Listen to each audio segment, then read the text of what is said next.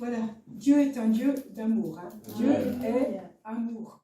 Nous avons connu l'amour que Dieu a pour nous et nous y avons cru. Dieu est amour et celui qui demeure dans l'amour de Dieu en Dieu et Dieu demeure en lui. Amen. Si c'est pas beau ça, Dieu est amour et celui qui demeure dans l'amour demeure en Dieu. Demeure en Dieu et Dieu demeure en lui. Pour vous dire que en fait, Dieu, il est l'amour. Et quand on lit le passage, l'amour est patient, l'amour est plein de bonté, l'amour est dans 1 Corinthiens 13, on pourrait remplacer amour par ben oui, la nature de Dieu, c'est amour. Alors Dieu, il existe de tout temps, c'est vrai, hein? C'est un Dieu d'éternité, il a existé avant, et il existera toujours. Donc l'amour a toujours existé. Voilà. Et dans la Trinité, ils ont toujours été trois, hein, vous le savez. Hein. Dieu est éternel, le Père est éternel, le Fils est éternel et le Saint-Esprit est éternel. Ils sont identiques en nature et en puissance et en divinité. Hein. Et l'amour était dans cette Trinité de tout temps. Donc chacun aimait l'autre, servait l'autre, hein, et prenait soin de l'autre ou aidait l'autre, hein, ou se soumettait à l'autre, ou se respectait ou honorait l'autre. Hein. Il n'y avait pas de rivalité. Hein. Et pourtant, Dieu voulait aimer quelqu'un d'autre à l'extérieur de sa Trinité. Je sais pas, moi ça me confond, hein, des trucs comme ça. Hein. Ça me confond. Dieu voulait aimer quelqu'un d'autre et il a créé l'homme et son écrin. Alors, vous allez me dire, oui, il y avait les anges. Mais les anges, vous savez, ne sont pas pareils que les hommes. Hein. C'est pas la même chose. Ils ne sont pas de la même nature. Ils sont créés pour servir. Ne sont-ils pas tous esprits au service de Dieu, envoyés pour exercer un ministère en faveur de ceux qui doivent hériter du salut? Voilà, ils sont créés pour servir.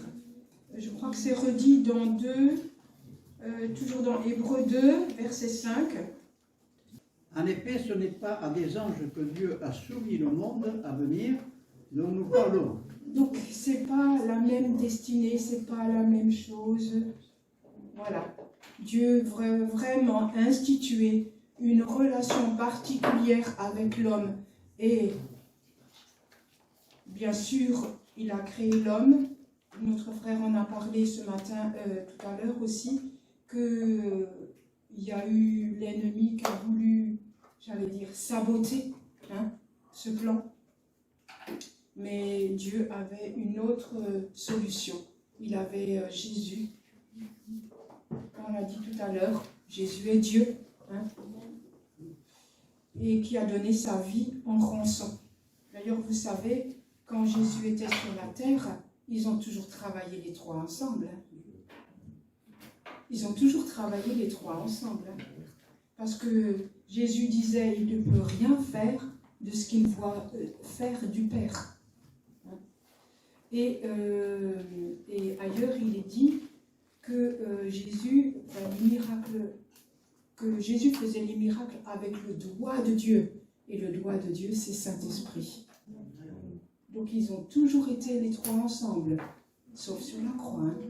Sauf sur la croix. Donc, Jésus a donné sa vie en rançon. Et il est ressuscité pour que nous ayons sa vie et son ADN en nous. Il fallait qu'il ressuscite. Il ne fallait pas juste donner sa vie, mais nous avons besoin de sa vie, de son ADN. Et il nous a envoyé le Saint-Esprit qui coopère avec nous. Il ne fait pas les choses à notre place. Mais quand on fait une chose, l'Esprit Saint nous rejoint. il leur fut révélé que ce n'était pas pour eux-mêmes, mais pour vous. Ils étaient les dispensateurs de ces choses qui vous ont annoncé maintenant, ceux qui vous ont prêché l'Évangile par le Saint-Esprit, envoyé du ciel, et dans lesquels les anges désirent plonger leur regard. Voilà. Donc les anges, ils sont intrigués, ils sont par le plan de Dieu pour l'homme. Et il y a un verset qui dit « Qu'est donc l'homme, ô Éternel, pour que tu prennes garde à lui ?» Je veux vraiment vous communiquer cette envie de vivre pleinement l'intimité avec Dieu. L'intimité avec Dieu. Dieu, il sait de quelle nature nous sommes faits. Et il a donné tous les remèdes pour que nous puissions avoir cette intimité, qu'il n'y ait aucun obstacle à cette intimité. Oui, alors, si on voulait, par nos propres mérites, arriver à nous approcher de Dieu, eh bien, il y a un sacré travail, mais je veux tout de suite vous le dire, on n'y arrive pas. Mais par contre, quand nous croyons que Jésus l'a fait, et qu'on accepte ça, et qu'on prend ça, qu'on saisit ça, on rentre au travers de Jésus dans l'intimité avec Dieu. C'est comme si on traverse la croix. On laisse derrière et on traverse la croix avec cette vie de Jésus. Alors des fois, il faut recommencer, on est d'accord. Parce qu'on oublie, ou on passe à autre chose, ou on est dévié, etc. Alors on va, pour illustrer cette chose de l'intimité, de ce que Dieu veut avec nous, on va parler de quelques personnes de la parole de Dieu. David, quand on voit les psaumes qu'il a écrits, la louange qu'il a organisée pour le culte, il a eu la vision, le plan du temple, et il a préparé toutes les affaires à Salomon, parce qu'il disait qu'il fallait que ce temple soit une renommée pour les peuples.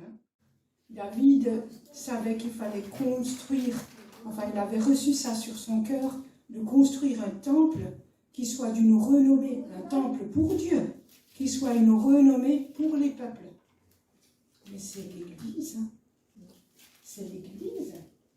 L'Église, et il nous est dit dans un psaume que Dieu vient habiter. Qui c'est qui me dit la suite? Les louanges de son peuple. Et pourtant, il a fait bien des bêtises, David. Mais il a su recevoir le pardon. C'est l'intimité que Dieu cherche. Ce n'est pas nos mérites. Moïse, quand même, il avait tué un Égyptien, je veux dire. Il avait été élevé dans la cour des grands, et il avait fui dans le désert, où Dieu s'est révélé à lui. Et Dieu lui donnera toute la compétence, toute la sagesse. Mais c'est dans l'intimité que Dieu a pu faire ce travail. On dit, vous savez que dans la parole, c'est marqué que Dieu parlait avec lui. Bouche à bouche. Oui, face à face, bouche à bouche. Face à face. L'Éternel parlait avec Moïse face à face, comme un homme parle à son ami. Alors on pourrait parler encore de l'apôtre Jean. Jésus l'a appelé fils du tonnerre avec son frère parce qu'il voulait faire tomber le malheur sur les villes ou les bourgades qui n'ont pas accueilli le Messie. Mais Jésus les a repris. Il dit, vous savez de quel esprit vous parlez? Et on voit à plein d'endroits que c'est celui qui posait la tête sur son maître. Il était appelé le disciple que Jésus aime. Voilà. Mais ça m'a parlé, ça. Il a parlé du disciple qu'il aimait. Alors on le trouve à la croix, on le trouve lors de la trahison de Judas. Hein. Voilà, donc c'est dans Jean, dans l'évangile de Jean. C'est dans l'évangile de Jean. Donc Jean parle de lui comme le disciple que Jésus aimait. Quel toupet, oui, on peut dire ça, mais en même temps, ça veut dire qu'il a reçu la révélation que Jésus l'aimait. Nourrissez ça dans vos vies. Jésus vous aime. Le voleur, il viendra souvent vous enlever ça, mais nourrissez ça. Jésus vous aime. Jésus vous aime. Jean a dit de lui que c'était lui le disciple que Jésus aimait. Mais ça ne veut pas dire qu'il n'aimait pas les autres. Hein?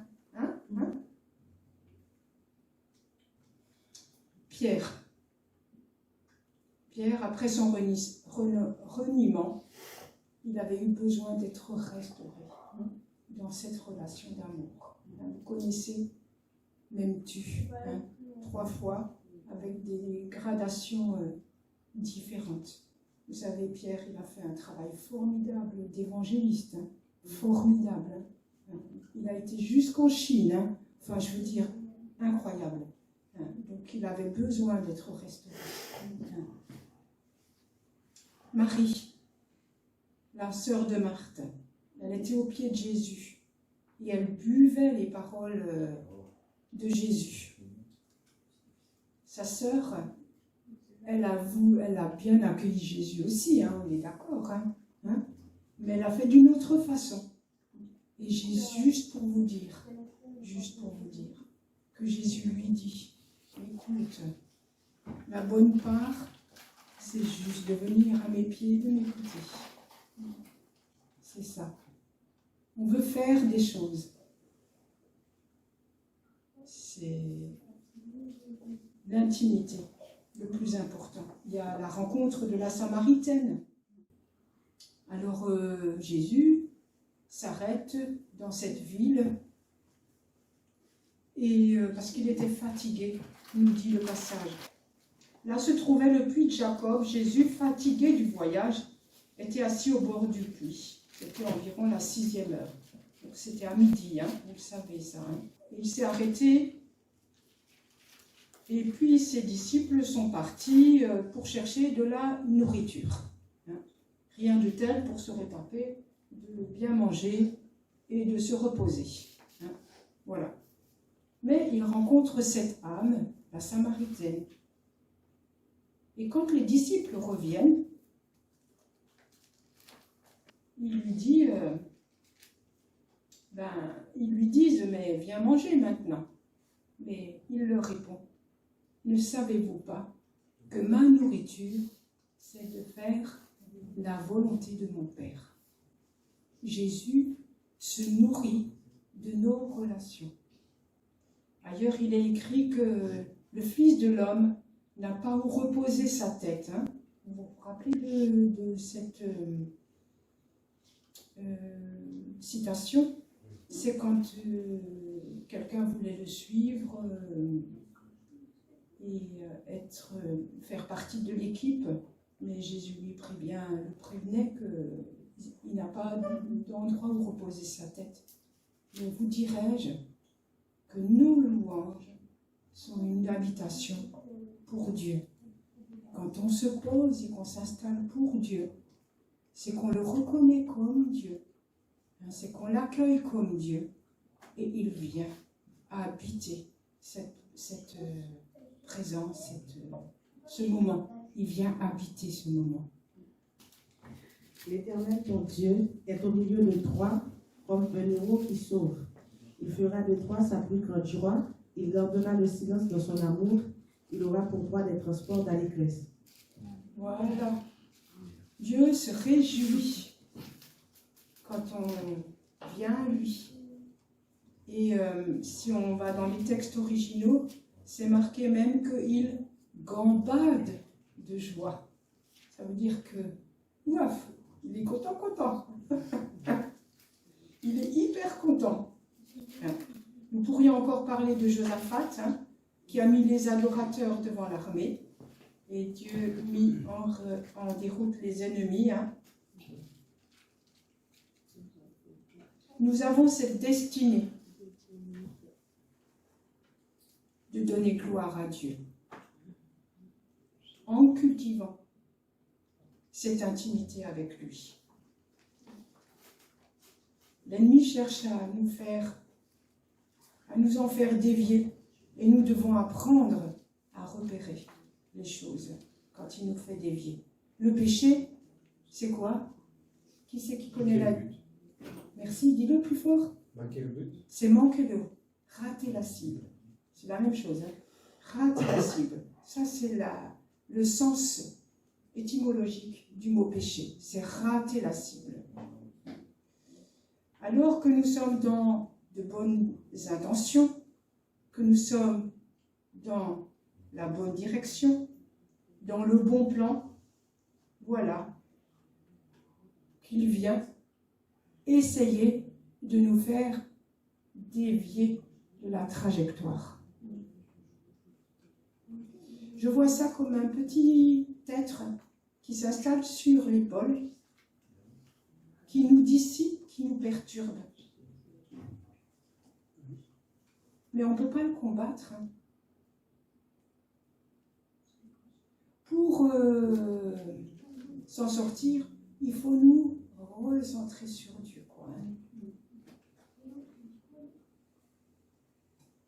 Alors ce petit être maléfique, on pourrait l'appeler inquiétude, humeur, épreuve. Voilà.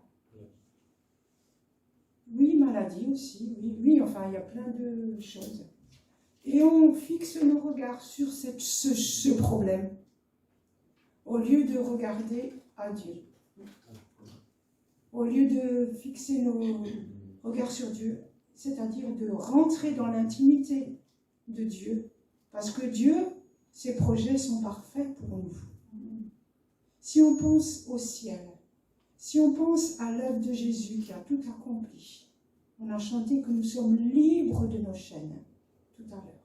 On est libre de ça là. Alors Dieu peut vraiment nous recentrer pour que, voilà, il nous donne sa direction. Par exemple, cette maladie, Dieu l'a enlevée, ou va l'enlever. Enfin, il l'a enlevée déjà, on le sait. Mais il faut rentrer dans l'accomplissement. Il peut donner aussi une parole qui nous fortifie. Il peut nous donner une force qui nous aide à dépasser notre inquiétude. Comment vous dire? Voilà, enfin en tout cas, moi je me suis rendu compte que des fois je veux faire des choses pour Dieu. Je suis bien. Je suis dans le plan, je suis dans mes baskets, je sais ce que je fais, je sais que c'est pour Dieu. Et je suis inquiète. Et je me démène et je fais. Mais c'est raté. J'ai raté ma cible parce que ceux qui me côtoient, qu'est-ce qu'ils en tirent comme bénéfice? Une femme qui est agitée. Au lieu de savoir que Dieu le fait. Vous savez, on rentre dans les choses qu'il a préparées d'avance. Mais pour ça, il a besoin de nous le redire, ou on a besoin de lui redire, ou on a besoin de lui dire qu'on le croit. On a besoin de croire qu'il est grand et qu'il le fait, qu'il s'occupe de nos obstacles, que s'il nous l'a demandé, c'est qu'il ira jusqu'au bout, que nos obstacles sont peu de choses, que la maladie, c'est qu'un piège de l'ennemi, mais nous sommes assis avec Christ dans les lieux célestes. Nous tous qui, le visage découvert, contemplons comme dans un miroir la gloire du Seigneur. Nous sommes transformés en la même image, de gloire en gloire, comme par le Seigneur l'Esprit. On peut aussi dire, le verset d'avant, « Or le Seigneur c'est l'Esprit ». Et là où est l'Esprit du Seigneur, là où est la liberté. Amen. Ce que je veux vous dire, c'est que si vous êtes dans la présence de Dieu, c'est Dieu qui va enlever les chaînes, les ennuis, les oppressions. Donc, quand c'est difficile d'obéir, quand on sort, parce qu'en fait, la justice de Dieu ou les lois spirituelles ne sont pas les lois du monde. Et on fonctionne trop souvent avec les lois du monde. Oui, il m'a fait ça, je lui fais ça, c'est normal. Non, c'est pas une loi spirituelle, ça. La loi spirituelle, c'est pardonner. Et tu es libéré. Voilà, ça c'est un exemple. Mais revenons à nos moutons. Quand c'est difficile d'obéir, c'est dans la présence de Dieu, dans l'amour de Dieu. Jésus n'a-t-il pas obéi? Et il a grandi dans l'obéissance. Il a acquéri de l'autorité dans l'obéissance. Vous verrez, chaque fois que vous aurez appris à obéir, vous montez en autorité. Parce que Dieu ne peut pas confier sa puissance à quelqu'un qui est rebelle ou qui discute. C'est lui qui gouverne. C'est lui qui gouverne. Il ne fait pas de nous des esclaves bêtes et vils. Non. Il veut nous faire monter en puissance et en gloire. Il veut nous libérer pour mieux le servir. Moïse a été amplement humilié, hein? Mais pour apprendre à obéir, c'est sa présence. Hein? Il va nous donner la force d'obéir, genre d'obéir avant de comprendre.